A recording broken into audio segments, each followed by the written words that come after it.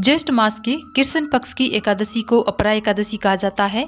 इस एकादशी को अजला एकादशी भी कहा जाता है। इस दिन भगवान श्री हरि विष्णु के स्वरूप त्रिविक्रम की पूजा करने का विधान शास्त्रों में बताया गया है। इस एकादशी के नाम से ही पता चलता है अपरा एकादशी अर्थात अपार पुण्य देने वाली एकादशी। इस दिन व्रत धारण करने से कीर्ति, पुण्य और धन की वृद्धि होती है।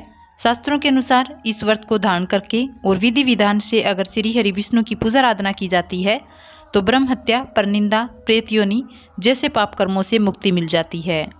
इस दिन तुलसी, चंदन, कपूर और गंगा जल से भगवान विष्णु की पूजा आराधना करनी चाहिए। इस प्रकार विधि विधान से अगर भगवान श्री हरि विष्णु की पूजा आराधना की जाती है तो मन की कोई भी कामना हो भगवान श्री हरि विष्णु की कृपा से पूर्ण हो जाती है।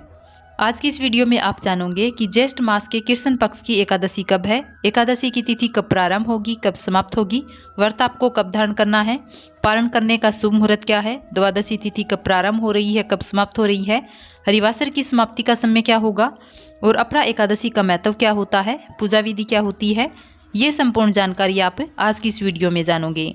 तो सबसे पहले अपरा एकादशी का महत्व जान लेते हैं। पुराणों में अपरा एकादशी का बहुत अधिक महत्व बताया गया है। धार्मिक शास्त्रों के अनुसार जो फल गंगा तट पर पितरों का पिंडदान करने से प्राप्त होता है वही फल अपरा एकादशी का व्रत धारण करने से प्राप्त होता है। जो फल कुंभ में केदारनाथ के दर्शन या बद्रीनाथ के दर्शन, सूर्य ग्रहण में स्वर्ण दान करने से फल प्राप्त होता है वही फल अपरा एकादशी का व्रत धारण करने से प्राप्त हो जाता है। तो अगर आप एकादशी का व्रत धारण करते हैं यह अत्यंत श्रेष्ठ है। अगर आप किसी कारणवश अपरा एकादशी का व्रत धारण नहीं कर पाते हैं तो भी आज के दिन आपको विधि विधान से भगवान श्री हरि विष्णु जी की पूजा आराधना जरूर करनी चाहिए, मंत्रों का जप करना चाहिए और आज के दिन तामसिक चीज़ों का और चावल का इत्यादि का त्याग करना चाहिए। और जो भक्त एकादशी का व्रत करते हैं तो उन्हें दसवीं तिथि से ही शुद्ध सात्विक भोजन लेना चाहिए, यानी मांस, मदिरा, लहसुन, प्याज का सेवन इस व्रत में वर्जित माना गया है। इसके साथ ही मसूर की दाल, टमाटर, साग, मूली, गाजर, बैंगन और चावल का त्याग भी जो व्रत करते हैं एकादशी का उन्हें दसवीं तिथि के दिन नहीं करना चाहिए। दसवीं तिथि की संध्या काल में सूर्यास्त होने के बाद अन्न का और नमक का सेवन नहीं करना चाहिए। ब्रह्मचार्य का पूर्ण रूप से पालन करना चाहिए। हो सके तो दसवीं, एकादशी और द्वादशी तिथि तक भूमि पर शयन करना चाहिए। एकादशी के दिन ब्रह्म मुहूर्त में उठकर स्नान आदि से निवृत्त होकर सबसे पहले भगवान सूर्य देव को जल अर्पित करें। इसके बाद अपने घर के मंदिर में विधि विधान से भगवान श्री हरि विष्णु की पूजा आराधना करनी चाहिए।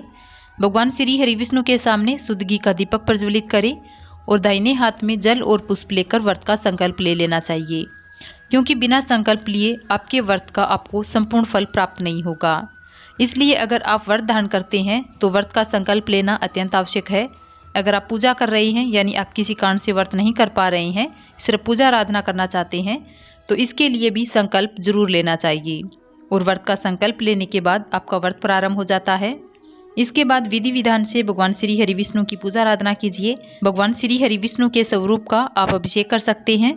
अभिषेक करने के बाद पीले वस्त्र उन्हें अर्पित करें, पीले पुष्प अर्पित करें, पीला चंदन से भगवान श्री हरि विष्णु का श्रृंगार करना चाहिए और अपनी शक्ति सामर्थ्य अनुसार भगवान श्री हरि विष्णु को फल और मिठाइयों का भोग अर्पित करना चाहिए। पूजा करते समय ओम नमो भगवते वासुदेवाय नमः मंत्र का जाप करते हुए भगवान विष्णु की पूजा आराधना कीजिए और पूजा पूर्ण करने के बाद उनकी आरती कीजिए। व्रत में एक समय आप फलाहार कर सकते हैं, कोई भी मौसम अनुसार फल ले सकते हैं, दूध ले सकते हैं, फलों का जूस पी सकते हैं। मतलब फलाहार और जलाहार द्वारा अपरा एकादशी का व्रत धारण किया जाता है। भगवान श्री हरि विष्णु की पूजा में तुलसी पत्तर अत्यंत आवश्यक है, लेकिन एकादशी के दिन तुलसी पत्तर नहीं तोड़े जाते, इसलिए एकादशी से 1-2 दिन पहले ही तुलसी पत्तर तोड़कर रख लेने चाहिए, जिससे कि आप एकादशी की पूजा में आप इन्हें प्रयोग कर सकें। एकादशी के दिन तुलसी में जल नहीं देना चाहिए, क्योंकि धार्मिक मान्यताओं के अनुसार एकादशी के दिन तुलसी का निर्जला व्रत होता है, इसलिए तुलसी में जल नहीं देना चाहिए। लेकिन शाम के समय दीपदान अवश्य करना चाहिए और एकादशी की रात्रि में जागरण करने का विधान हमारे शास्त्रों में बताया गया है। एकादशी व्रत का पारणा अगले दिन द्वादशी तिथि को किया जाता है। तो द्वादशी तिथि के दिन सुबह जल्दी उठकर स्नान इत्यादि से निवृत्त होकर सूर्य देव को जल अर्पित कीजिए।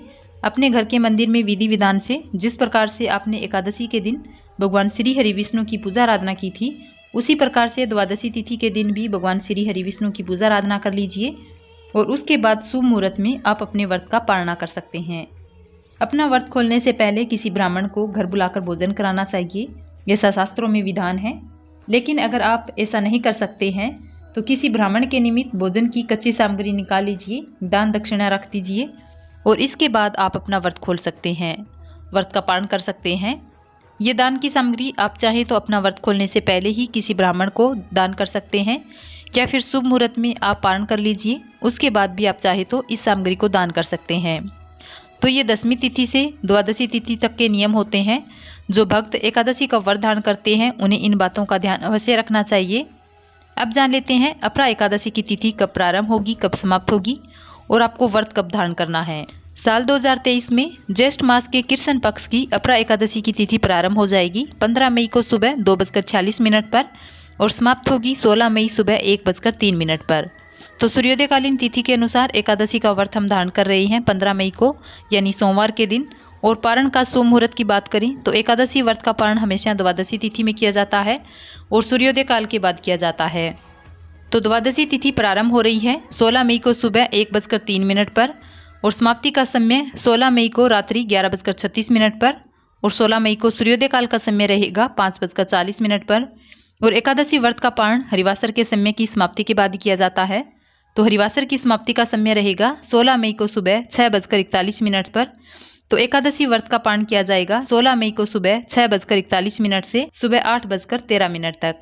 इसी शुभ मुहूर्त में आपको आपका व्रत का पारण कर लेना चाहिए, क्योंकि शुभ मुहूर्त बीतने के बाद अगर आप व्रत खोलते हैं, व्रत का पारण करते हैं तो आपको आपके किए गए व्रत का संपूर्ण फल प्राप्त नहीं होता।